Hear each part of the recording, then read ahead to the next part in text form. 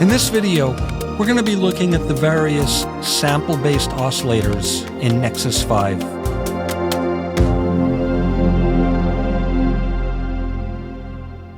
When we're working with the sampler oscillator, we load in one or more pieces of audio or samples of audio that are used to create the instrument rather than a synthesized algorithmic waveform like we get with the analog or wavetable modes.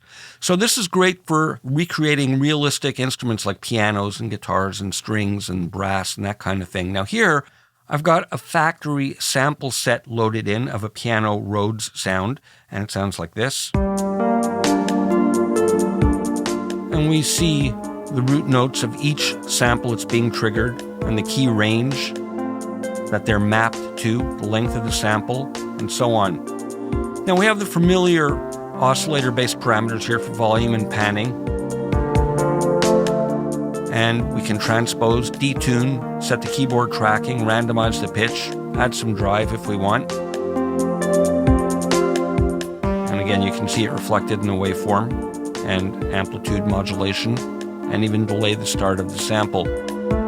Now here, we have the ability to wrap this around an octave based on a point that we choose over here. And no matter the notes played, it'll wrap it around one octave.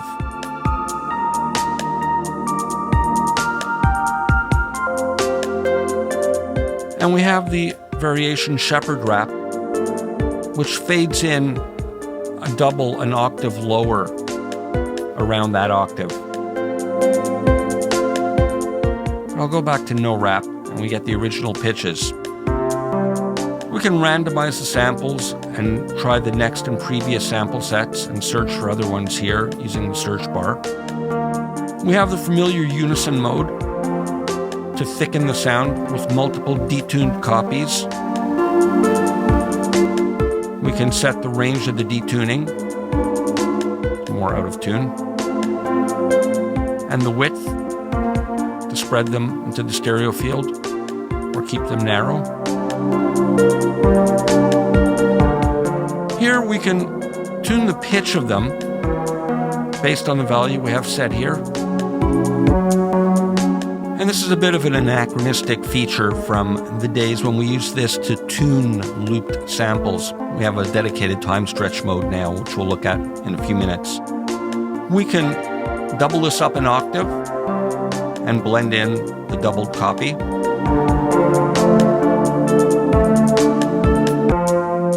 Now here I have one note repeating over and over again.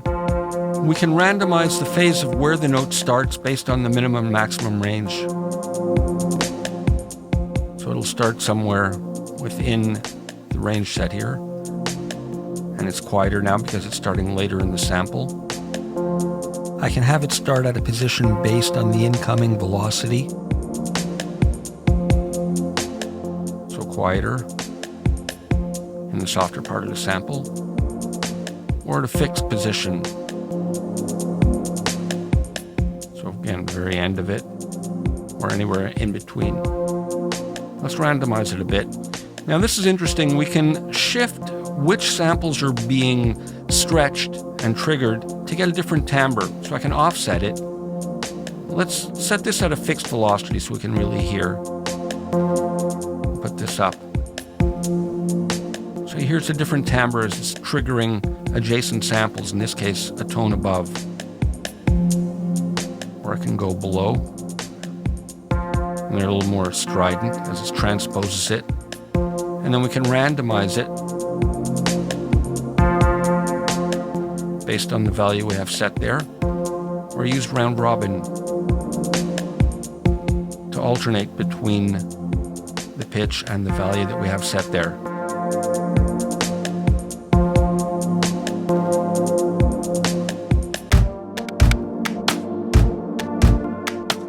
Now here I've got a drum loop loaded in here in sampler mode. We can also trigger the samples in reverse. And we can have it play in reverse once or alternate between forward and reverse. Now I'm going to switch this to time stretcher mode. And here we can influence the tempo, but what it's going to do is stretch the tuning rather than the speed. We have different algorithms we can use.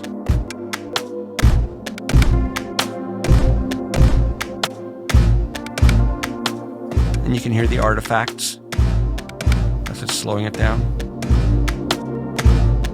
There it's a bit cleaner.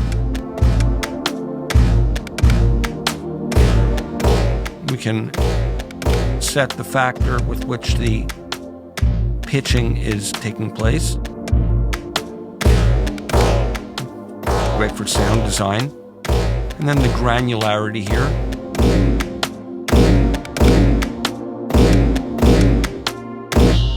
So really fun for sound design. And the 1 octave button locks the pitch to a 1 octave range above, similar to the wrap function. And then we have the phase and shift controls, which aren't that relevant on this type of drum loop. Now here I've got a brass sample loaded in, and if you'll notice in the browser, it's got a plus sign in front of it. And all of the sample sets that have the plus in front of them have multiple samples that can be triggered based on the triggering criteria we set here. Right now it's in random and round robin. So round robin means it goes through, in this case, the 4 different samples, and it'll go through them randomly. But we have different triggering modes. We can simply go through random, where it's not round robin, meaning it doesn't necessarily go through all of them before it repeats one. And then we have round robin without randomizing, so it's going sequentially 3, 4, then 1, 2, and it'll go through. And we can have it go through in reverse sequentially, 4, 3, 2, 1, etc. Then we can have this one always first, so that one's always triggered. And if I select that one, it'll jump back there, so that's always the first one that's triggered. ARP index is if we're playing an arpeggio or holding down an arpeggio, it'll trigger the notes going through these. So if I'm holding 4 notes, it'll go through them. If I'm holding 3 notes, it'll go through 3, and so on. We can have it triggered based on velocity here. These are all at high velocities, so it's triggering the 4th sample. Now if I lower the velocities, there it's triggering the 2nd or 3rd, 2nd and 3rd. They're not all the exact same. I'll put them all up again. And then we can have it go in reverse order for velocity. So now it's triggering the first one at the highest velocities. And if I pull them down, it'll trigger the 4th one at the lowest velocities. Now here we're looking at the pad sound. And in time stretcher mode, you'll hear a big timbral shift when it's re-triggered based on the speed we have set there. You can exaggerate it like that. We'll go back to sampler mode, and it'll be triggered at the original timbre without it being stretched. Now, when we go to the grain mode, we use granular synthesis. Based on the position and speed, we can have it split into grains. Now, I'm going to set this right at 0, and you'll hear, based on the position, it's playing back just that one grain over and over again. And I can have it move in a negative direction or positive. So again, for sound design, you can get great timbral variations. If I trigger it higher up, it's triggering louder into the sample because there's a fade in here. So that's a bit gentler.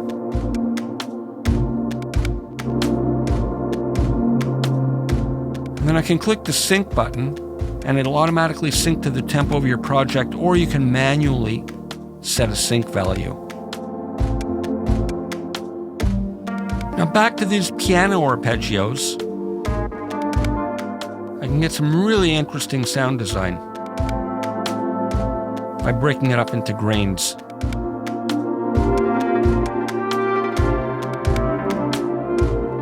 And again, using the sync and BPM control to control the speed multiples that this is based on. So here's the Rhodes, and combined with the pad, I've got a nice moving kind of granular pad. Now I'm going to bring in a new string part. A single note part up high, a couple of double stops. And I'm going to switch this to granular.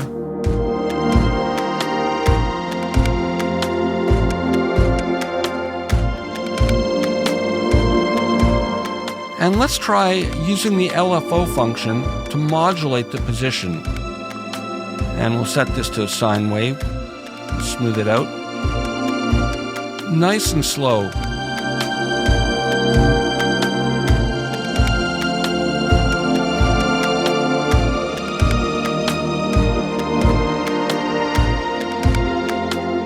And we'll set it to bipolar. So we can see all that movement kind of adding to the granularity of the part in conjunction with the pad.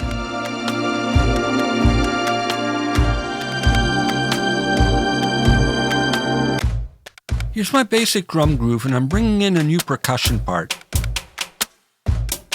Now I've got it here set to sampler, but I'm going to switch it to cloud, which is another form of granular synthesis with more control.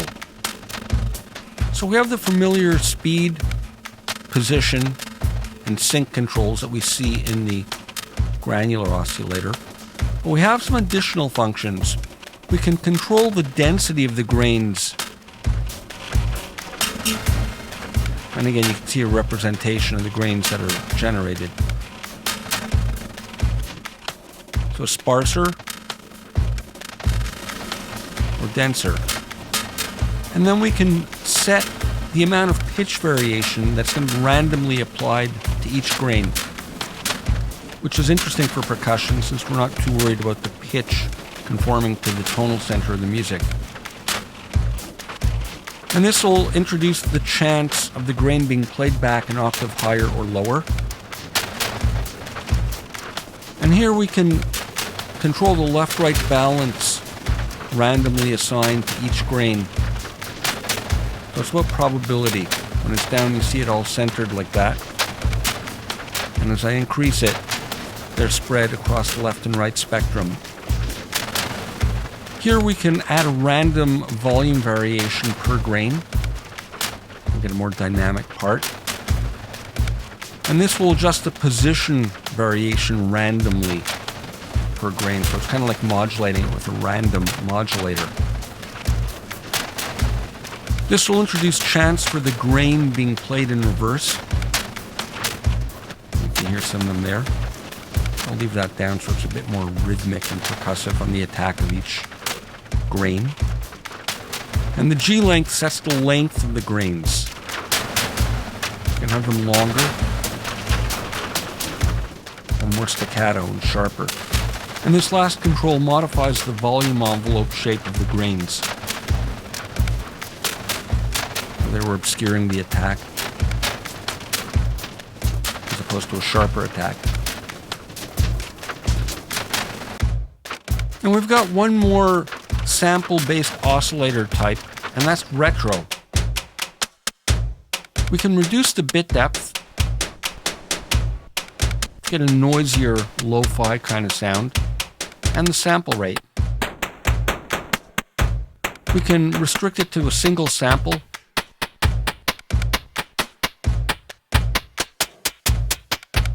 Again, lo-fi.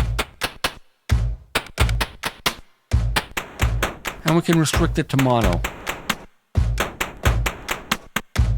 Here I'm bringing in a simple bass part with a simple sampler oscillator. And I want to take another look at the Rhodes part. I'm loving this granular texture, but I want to get some of the articulation of the original arpeggios as well. So I'm going to right-click, copy oscillator, create another one, and then paste it in. And on this duplicate, I'm going to set it to sampler. So now I have both the sampler mode and the granular that I can blend in to taste over there. And finally, everything all together.